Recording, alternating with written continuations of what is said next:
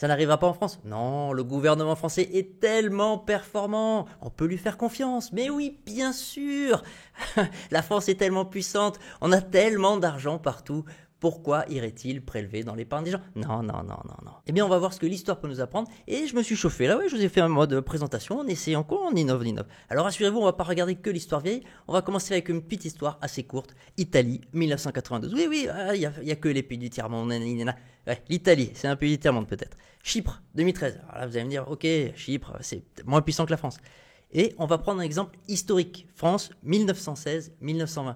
Là, c'est pas une histoire de captation, mais c'est un peu mon dada, c'est les histoires monétaires, donc augmentation de la masse monétaire et tous les pièges justement inflationnistes avec ces fameux emprunts nationaux de l'époque. Et on va voir qu'il y a beaucoup de parallèles à faire aujourd'hui, en sachant qu'aujourd'hui on a une brique qui complexifie un peu tout, c'est que nous ne sommes plus une nation indépendante, hein. Nous sommes une brique, une région, de quelque chose de plus grand, hein, une construction supra-étatique qu'on appelle l'Union européenne, mais qui est en construction justement, qui n'est pas tout à fait finie. Et on verra que dans ces jeux monétaires, hein, qui pour moi, le pouvoir monétaire est le pouvoir numéro un, devant tous les autres, et en tout cas il a été transféré à l'étage au-dessus, il n'est plus à l'étage France pour le moment. Quoi qu'il en soit, donc on va regarder ces 3 étapes et vous allez voir, vous allez comprendre les risques et on finira par, oui, quoi faire. On m'a posé en question dans les commentaires, quoi faire. Eh bien, je vais vous donner, en fonction des différents risques, des grandes lignes. Évidemment, je ne peux pas rentrer dans les détails pour chacun, mais vous aurez au moins les grandes lignes, les grandes pistes de réflexion en fonction des risques. Alors, l'Italie, commençons par l'Italie. Déjà, vous voyez, en 92, je suis sûr que la plupart d'entre vous ne savaient pas que l'État italien s'est servi directement dans les comptes. Oui. En 92, confronté à une grave crise financière, il fallait forcément qu'elle soit grave, hein. La botte, petit trait d'humour, voit sa dette frôler les 120% du produit intérieur brut. Nous, on est entre 100 et 110%, alors en ce moment, ça varie. Le désendettement devient alors la priorité de Rome pour trouver de l'argent rapidement. Le gouvernement du socialiste Giuliano Amato, je ne dois pas bien le prononcer, décide de mettre en place en juillet un prélèvement de 0,6% sur l'ensemble des dépôts bancaires des Italiens, rétroactif sur 2 jours. Elle a permis de récolter quelques 30 000 milliards de lire, environ 15 milliards d'euros. L'Italie était au bord du gouffre. Il n'y avait pas tant de solutions. Agir sur les impôts, sur le patrimoine ou l'immobilier aurait pris trop de temps. Agir sur les comptes courants déjà liquides a été la solution, explique M. Giorgino. Oui, c'est sûr que prendre l'argent privé dans les poches directement des gens, oui, si on peut le faire, ça s'appelle du vol, c'est plus pratique que de réduire les dépenses. Enfin, on viendra à ça un peu plus tard. Alors là, je vous amène à Chypre, en 2013. D'abord, un petit peu de contexte historique. Tout ce que je vais vous raconter là, vous lire, c'est un mixte donc, de Wikipédia et du compte-rendu du FMI, hein, qui a intervenu évidemment en 2012-2013 pour aider les Chypriotes à se sortir de ce pétrin. Donc déjà, le contexte, en 2012, il y a la dette qui fait défaut. C'est la crise grecque. Et le gouvernement, les banques, surtout les banques chypriotes, étaient extrêmement exposées à l'État, aux obligations, encore une fois, aux prêts. Hein. Une obligation, c'est un prêt, on prête de l'argent à l'État grec. Et donc, quand il a fait défaut, les banques ont déjà été fragilisées par cet impact. Il y avait alors quelque chose dont je n'étais pas au courant avant de faire cette présentation. En 2011 également, autour de juillet, il y a eu une explosion dans une base militaire, mais cette base était accolée, ou en tout cas c'était un complexe, avec une des plus grandes, si ce n'est la plus grande, usine d'électricité de l'île. Donc, coupure d'électricité, mise en difficulté sur les marchés financiers, il y a déjà fin 2011 un début de bank run, c'est-à-dire que les gens commencent à sortir les liquidités, ce qui continue de fragiliser les banques. Vous savez que une banque, elle a le droit, donc elle possède une partie de la création monétaire, hein, c'est la fameuse monnaie dette. Contre une promesse, elle va créer l'argent. Et elle peut le faire avec un effet de levier en fonction de ce qu'elle a dans ses coffres. Et donc, l'effet de levier, donc, on appelle ça ses comptes propres, ses actifs. Et dans les actifs de la banque sont comptés nos dépôts. C'est pour ça que lorsque l'on retire notre argent, on fragilise en fait les actifs de la banque et donc son effet de levier. J'en reviens sur ma crise grecque. Donc voilà, le contexte, déjà 2011, une explosion. Alors je sais pas, j'ai pas trop compris si c'était un accident ou quelque chose de volontaire. Je crois d'ailleurs que officiellement on le sait pas, c'est un accident officiellement, je pense. Et en tout cas, ça fragilise et elle est majoritairement, les banques encore une fois sont majoritairement explosées à la Grèce. Donc en janvier 2012, Chypre reçoit un prêt de 2,5 milliards de la part de la Russie. Vous voyez l'île était déjà en difficulté donc pour refinancer son déficit sur sa dette de long terme. Le 13 mars 2012, Moody's déclasse la note financière de Chypre. Le 25 juin 2012, c'est le tour de Fitch. Le même jour, Chypre demande l'intervention du mécanisme européen de stabilité et du fonds de stabilité financière en sa faveur. Dès le 25 juillet, il est discuté d'un plan de sauvetage après l'analyse pendant ces derniers mois de la situation financière du pays. Donc ils sont déjà en difficulté, ils cherchent de l'aide. Le 30 novembre, en accord avec la Troïka, FMI, BCE et l'Union européenne, donc que des gens sérieux en costume, costard-cravate, Chypre annonce des mesures d'austérité. Donc avant déjà, vous allez voir la finalité de la crise, coupe dans les salaires des services publics, dans les allocations, augmentation de la TVA, des taxes sur le tabac, l'alcool, l'essence, les jeux de loterie, l'immobilier, ainsi que l'augmentation des cotisations pour la sécurité sociale. Tout ça, évidemment, c'est des solutions par briques que l'on fait en France. En France, on est déjà à des taux d'imposition très élevés. À l'époque, à Chypre, ce n'était pas le cas. Plan de sauvetage, donc on continue. Ils essaient de taxer un peu plus, de capter de l'argent un peu plus. Ils n'y arrivent pas, ça ne suffit pas. Plan de sauvetage. Dans la nuit du vendredi 15 au samedi 16 mars 2013, les pays de la zone euro élaborent un plan de sauvetage du secteur financier de l'île, qui a besoin de 17 milliards d'euros. Le plan prévoit une aide de 10 milliards d'euros, donc 55% du PIB chypriote, venant de la zone euro. Donc une taxe exceptionnelle sur les dépôts bancaires de 6,5% jusqu'à 100 000 euros et de 9,9% au-delà devait rapporter 5,8 milliards d'euros. Et ce plan a été refusé par le Parlement, enfin par le gouvernement chypriote. Ce que je veux vous dire, c'est que à la fin, il a accepté. Mais d'abord, ils ont essayé de discuter, de dire « Mais non, on ne peut pas taxer les citoyens ». Bon, ça a fini. Comment ça a fini? Donc, le 22 mars, le Parlement chypriote accepte la restructuration. Et donc, dans les grandes mesures, vous avez probablement tous entendu parler, ils ont prélevé donc, en fonction de... Parce qu'en fait, il y a deux banques, il y avait deux grandes banques, il y en a une qui a fait faillite.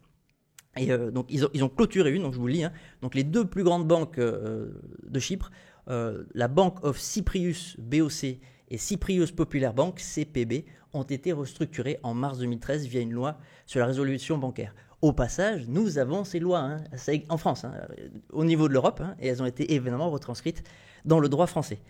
Donc la CPB, elle a été liquidée, et ses dépôts jusqu'à 100 000 étaient assurés. D'accord? Donc jusqu'à 100 000, au-dessus, fini. L'ELA, donc c'est un acronyme ELA, aide d'urgence, et certains actifs ont été transférés à la BOC. Les dépôts non assurés sont restés en liquidation. Donc voilà, tout le reste a été perdu pour les gens. La BOC a été recapitalisée en convertissant 37,5% des dépôts non assurés. Donc toujours pareil, même la BOC, en fait, les dépôts au-dessus de 100 000, il y en a une partie qui a été partie, et ils ont été convertis en actions. C'est-à-dire que c'est votre argent, il est sur votre compte en banque, mais en fait, on vous dit, ben là, il y a 37,5%. Alors, c'est plus liquide, c'est plus des dollars, de la livre, des euros. Non, ça sera des actions de la banque. Tiens, bienvenue, cher actionnaire. Bon, dire que c'est mieux que la coupe sèche, on est d'accord. Ensuite, bon, ils ont vendu les branches grecques. Et il y a surtout, alors, ce que je vais vous dire aussi, c'est que pendant qu'ils ont fait tout ça, évidemment, c'était pas la fête. Et donc, le contrôle des capitaux, alors j'ai adoré l'expression, ils ont mis en place un bank holiday. Donc, les banques étaient en vacances. Concrètement, en gros, alors ça dépend des sources, mais en gros, entre 6 et 15 jours, les banques étaient fermées. Donc, pareil, imaginez-vous, alors c'est ce qui est arrivé au Liban en 2019, je ne l'ai pas fait dans cette présentation, mais le jour où il y a une crise économique bancaire, il est possible que les comptes en banque ferment. Et donc là, ceux qui n'ont pas anticipé se retrouvent évidemment plus en difficulté que ceux qui ont anticipé. Donc, contrôle des capitaux, et c'est pas fini, ils ont évidemment ajouté des mesures fiscales et une restructuration de leur mode de fonctionnement. Donc, ce que je veux illustrer avec le cas chypriote, c'est que évidemment que les lois, elles n'existaient pas avant la crise. Mais au moment de la crise, après, le Parlement s'accorde et pond de nouvelles lois. Donc, tous les gens qui me rétorquent, mais non, mais ça n'arrivera pas, ils n'ont pas le pouvoir de le faire, etc., ils ont beaucoup d'imagination. Et j'ai envie aussi de vous confier une autre petite phrase. La force prime le droit. Ils se sont assis sur tous les textes de droit pendant la crise sanitaire. Tous. Vous n'allez pas me faire croire que s'ils font défaut, ils ne vont pas s'asseoir également sur tous les textes de loi. Voilà. Mais après, si vous leur faites confiance, très bien, quittez la vidéo, il n'y a pas de problème. Moi, je veux m'adresser à des gens qui ont compris que l'État pouvait être une menace, que l'État était un monstre froid, peu importe, encore une fois, qui l'incarne. L'État peut être un monstre froid qui peut développer des logiques systémiques prédatrices. Et on est dans ce cadre-là. Selon moi. Maintenant, vous placez votre confiance dans qui vous voulez. On va passer donc à la France 1916-1920. Ne pensez pas que c'est du passé, que c'est fini, etc. Tous les mécanismes dont je vais parler là sont excessivement importants. C'est tous les mécanismes monétaires inflationnistes et qui permettent aux gouvernants, encore une fois, de voler votre pouvoir d'achat sans que vous le compreniez pour la plupart, malheureusement. Et donc, on va prendre un exemple concret.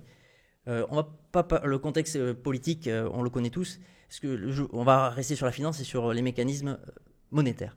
Pendant la Première Guerre mondiale, l'État français a eu besoin de lever de l'argent, donc de s'endetter auprès de sa population. Tout un tas d'affiches historiques que je suis allé chercher sur le site que je vous ai mis sur la première page montrent, dont celui-là, qui promet un rendement à 5,70. Bon, on va arrondir à 5 pour la démonstration de tout à l'heure. Déjà, on va s'accorder sur les mots, parce que définir les mots, c'est très important. L'inflation, c'est l'augmentation de la masse monétaire. Et l'augmentation de la masse monétaire conduit à une augmentation des prix. On va faire une petite expérience de pensée. Si on multiplie, on fait x2 sur nos euros. On n'a pas multiplié pour autant les biens et les services que l'on peut acheter avec ces euros. Et donc, il est logique, si on le fait instantanément, si on double pour tout le monde nos euros, que tous les prix doublent.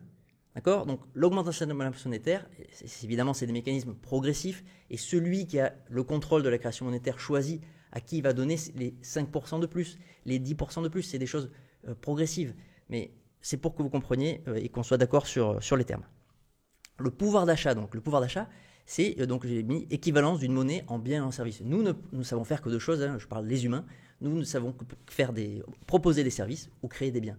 Et la monnaie, qui est un outil conceptuel, représente en fait notre temps et notre énergie ou notre travail, mais en tout cas, on accepte cet outil transactionnel contre nos biens et nos services. Et donc, c'est ça le pouvoir d'achat, c'est le pouvoir d'être converti, c'est un outil représentatif, son pouvoir de conversion en biens et en services. Comment je sais, moi, si mon épargne, qui est aujourd'hui, les outils monétaires, on appelle ça les monnaies fiat, qui est en euros, elle gagne en pouvoir d'achat? Eh bien, il faut faire ce calcul simple, cette comparaison simple. Est-ce que le rendement sur mon capital est supérieur au rendement de l'inflation? Si c'est pas le cas, alors si c'est le cas, vous gagnez en pouvoir d'achat. Si c'est pas le cas, vous perdez petit à petit en pouvoir d'achat. Et c'est probablement ce que vous ressentez ce que nous ressentons tous. Je le vis aussi. Je suis pas au-dessus des pouvoirs monétaires. Et donc tous les biens qui augmentent et qui sont plus difficiles à acheter, c'est directement lié à ça. L'inflation est partout et toujours.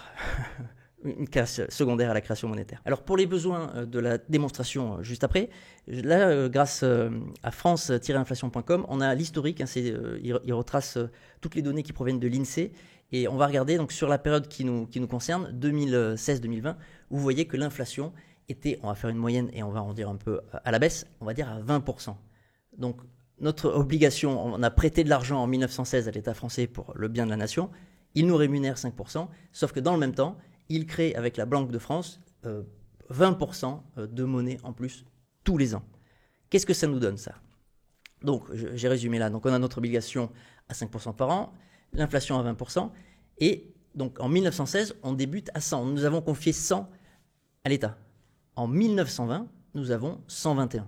Donc, si on regarde que comme ça de façon absolue, c'est la régalade. On est passé de 100 à 121, impeccable, je suis royal.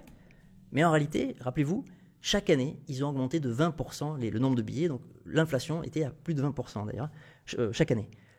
Et ça, c'est pour la guerre, malheureusement. Et c'est une des choses qui explique les deux boucheries, Première et Deuxième Guerre mondiale, je dis ça au passage, c'est cette fameuse planche à billets. Lorsqu'on n'a plus de ressources pour se battre, on arrête de se battre. Si on peut créer de la monnaie et tant que les gens l'acceptent comme telle, on continue de s'affronter. Donc bref, en 1916, donc on avait 100 de pouvoir d'achat. D'accord, on avait confié 100 à l'État, on avait 100 de pouvoir d'achat. Sauf qu'il a créé donc 20% par an. Et donc à la fin, ne serait-ce que pour avoir le même pouvoir d'achat, il aurait fallu avoir 207 francs. Or, on en a 121. Donc on a perdu moins 86, ce qui représente 58% de pouvoir d'achat envolé.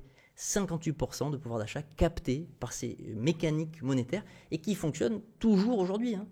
Sauf que, et c'est là que je vous rappelais l'étage européen, la France ne possède plus sa monnaie et a transféré le pouvoir de création monétaire, on va dire ultime, qui est un pouvoir de création monétaire différent. Les banques centrales ont un pouvoir de création monétaire différent des banques commerciales.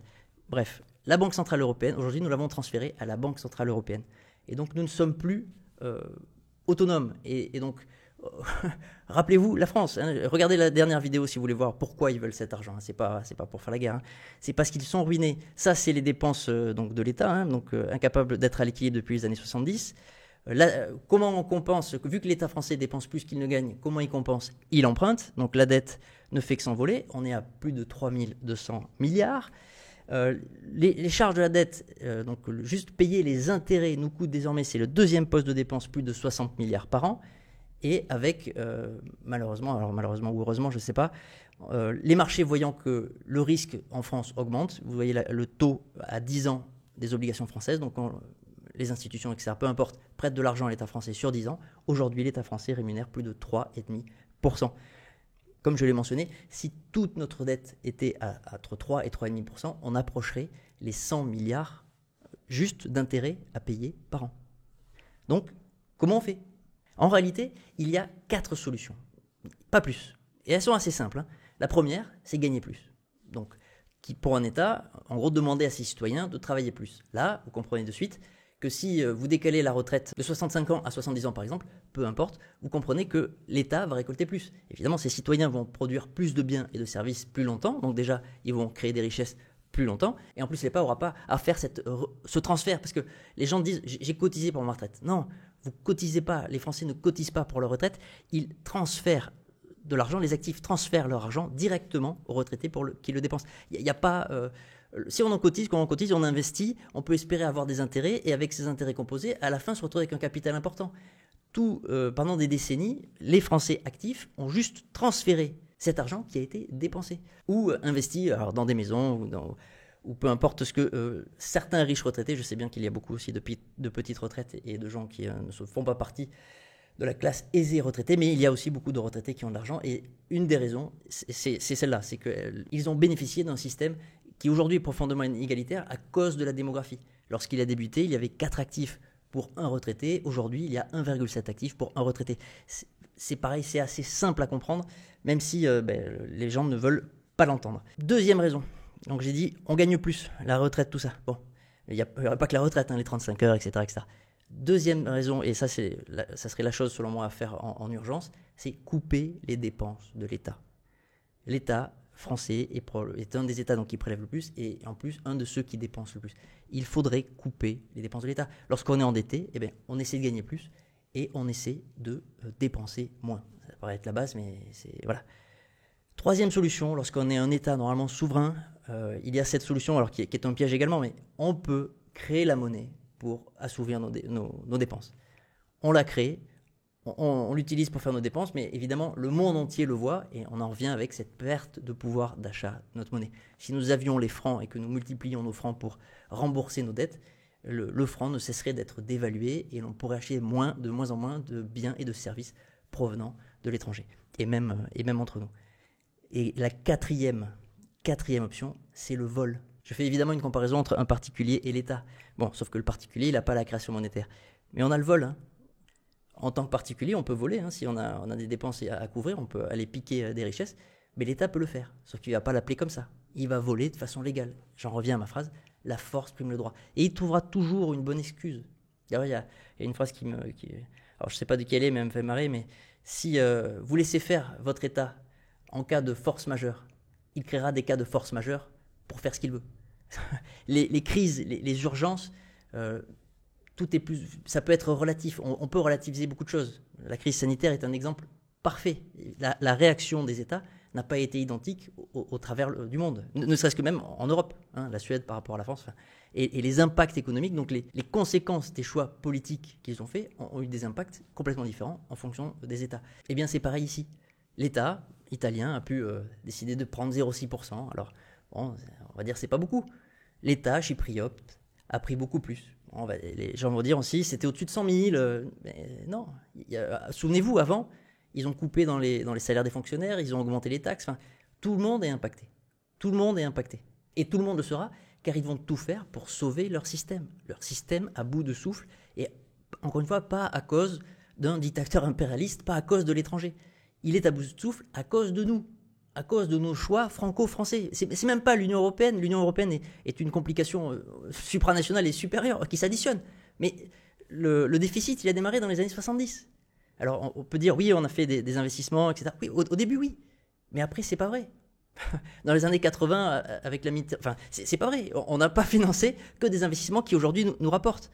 On a financé des déficits, on a financé des modes de fonctionnement. Et aujourd'hui, on se rapproche de l'heure des comptes. Sauf que, comme je vous le disais, il y a cette nouvelle composante, cette nouvelle brique. La Banque de France n'a plus la création monétaire, nous l'avons transférée à la Banque Centrale Européenne. Et donc lorsque la Banque Centrale Européenne crée des euros, elle va faire diminuer le pouvoir d'achat de chaque euro, sauf que ça ne concernera pas que les Français. Vous comprenez bien que les Allemands, les Italiens, enfin tous ceux qui aujourd'hui vivent dans cette devise sont concernés par ce choix-là. Et peuvent dire, oui, ben la France, effectivement, vous dépensez plus que vous ne gagnez, vous avez besoin d'argent, eh bien, allez le prendre dans la poche de vos citoyens. Car nous, les Allemands, nous n'acceptons pas une augmentation de la masse monétaire qui nous ferait perdre du pouvoir d'achat sur nos euros. Voilà la logique, voilà les véritables enjeux, voilà pourquoi aussi ils essaient d'avancer vers ce fédéralisme européen pour essayer d'agir à l'échelle du dessus pour peut-être être moins touchable ou moins gêné par toutes ces populations qui ne voient pas tout ça d'un bon oeil.